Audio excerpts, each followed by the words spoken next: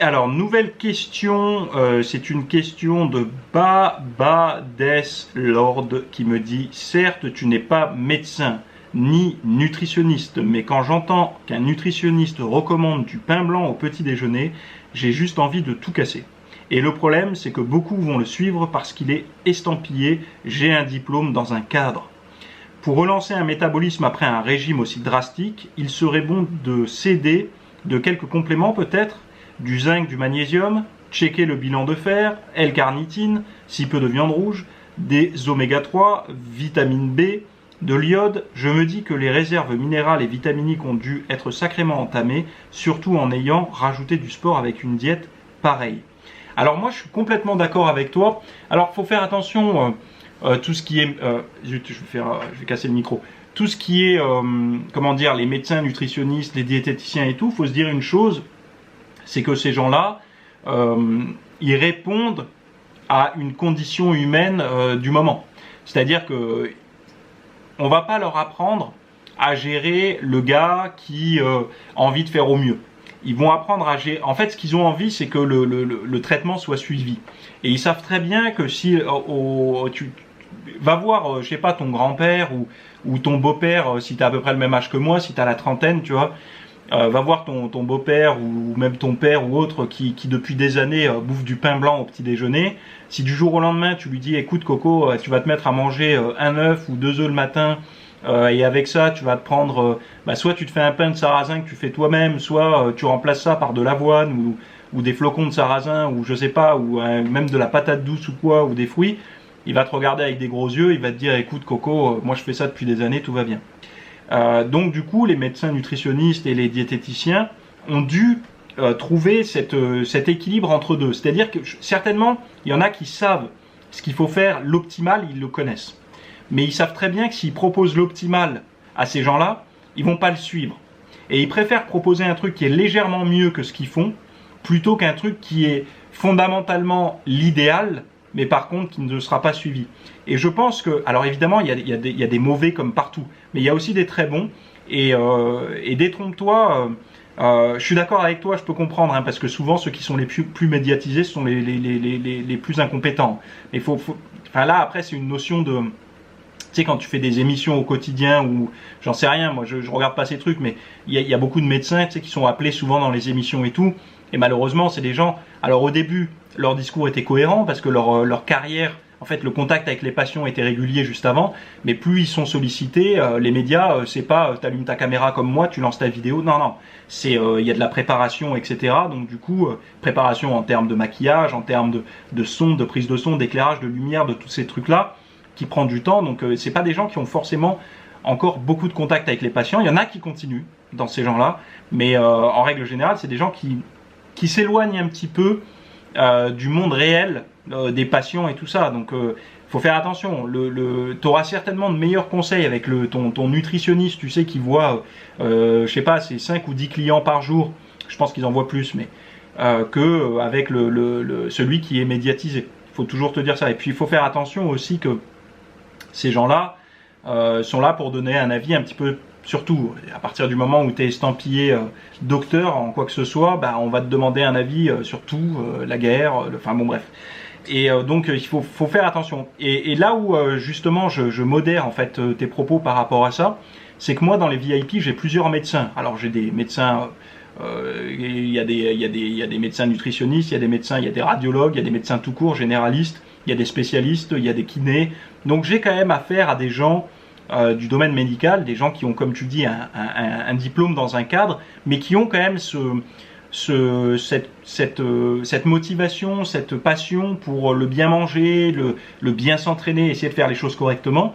Ils voient un petit peu ce que je propose sur le site comme un petit peu une formation continue. En toute modestie, j'aime pas dire ça parce que ça fait le gars qui forme les médecins, mais ils voient, en tout cas, ils ont trouvé de la valeur dans mon contenu qui leur permet d'avoir, certes, pas forcément, tu vois, des réponses à absorber comme ça, mais peut-être une certaine forme de réflexion qui, eux, pourront les amener à des conclusions hautes par rapport à leurs patients et tout. Mais bon, bref, ça c'était la première partie de ta question. La deuxième partie de ta question, quand tu dis pour relancer un métabolisme après un régime aussi drastique, normalement, quand tu es au régime, on peut éviter d'être carencé dans tous ces micronutriments comme tu expliques, déjà en prenant un bon complexe de vitamines et certains minéraux. Chacun trouvera midi à sa porte en fonction de ce qu'il juge manquer, s'il fait des prises de sang et tout ça. Moi j'avais détecté qu'un bon multivitamine sans minéraux dedans, donc un vrai multivitamine avec un complexe de vitamines tout simplement, notamment vitamine D, vitamine C, les vitamines B également, des oméga 3 et du magnésium et du zinc. Pour moi, c'était un petit peu le stack quand je suis à la diète, surtout quand je suis à la diète pour sécher, même si aujourd'hui j'en fais beaucoup moins parce que j'arrive à garder une bonne forme toute l'année, mais quand je restreins, en fait, j'essaye de travailler là-dessus parce que c'est normal, si tu carences ta diète, tu peux essayer de contrecarrer avec ce genre de complément alimentaire là. Mais après, pour relancer le métabolisme, une personne qui miserait uniquement là-dessus, elle se tromperait. Parce que pour relancer le métabolisme, au-delà des vitamines et tout ça, il y a vraiment ce côté, si tu veux, énergie calorique. C'est-à-dire que le corps, il faut qu'il comprenne que c'est fini, que tu vas plus le priver en fait. Et c'est pas avec des vitamines qu'on va compenser ça. Je pense que vraiment il y a un lien évident qui est entre la faim, donc tu sais la sensation de faim quand on ressent l'envie de manger quand on est largement au régime. C'est dicté parce que tu es au régime, donc un apport calorique moindre, ce qui est normal, et heureusement. La faim pour moi c'est un ami, hein. Je la vois pas du tout comme un ennemi. Pour moi la faim ça reste un repère en fait, tu vois, comme une petite case que tu coches et tu te dis bon bah je suis sur la bonne voie. En fait moi je m'inquiète au régime si j'ai pas faim. Si j'ai pas faim je me dis il y a un problème quelque part. Mais par contre je pense, et peut-être que ça a été démontré, mais je pense que il y a aussi ce facteur vitamines, micronutriments en fait. C'est-à-dire que quand tu es carencé en certaines choses, ton corps va l'appeler, va le demander. Malheureusement, il ne sait pas te dire dans quoi c'est, mais tu vas être appelé par ça. Mais ça pourrait être par exemple, si c'est quelque chose qui se trouve plutôt dans les fruits, il va peut-être t'appeler le goût sucré. J'en sais rien, c'est une hypothèse, mais je le ressens comme ça en fait. Je pense pas me tromper là-dessus. Mais malheureusement, encore une fois, c'est cet appel du goût sucré. Nous, on n'est pas capable consciemment d'identifier si c'est une vitamine, enfin si c'est des fraises, des tomates, ou on va se tourner vers un goût sucré, donc ça va être des sneakers, des trucs comme ça. Je te parle pour la majorité des gens.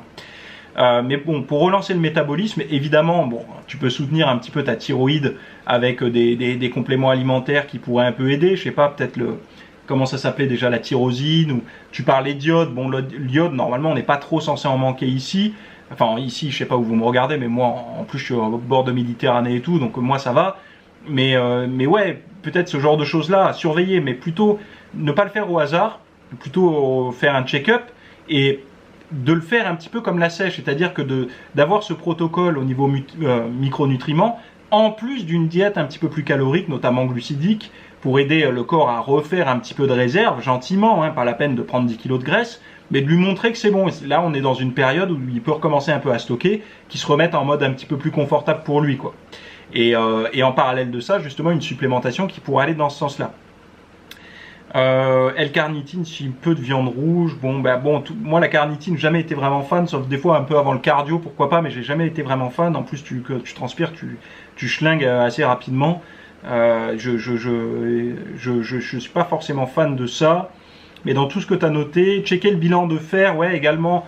Le fer, faut faire très attention. Je le mettrai un petit peu sur la liste potassium, caféine, tu sais, un peu les compléments alimentaires qu'il faut pas prendre à la légère, vraiment pas. Parce que...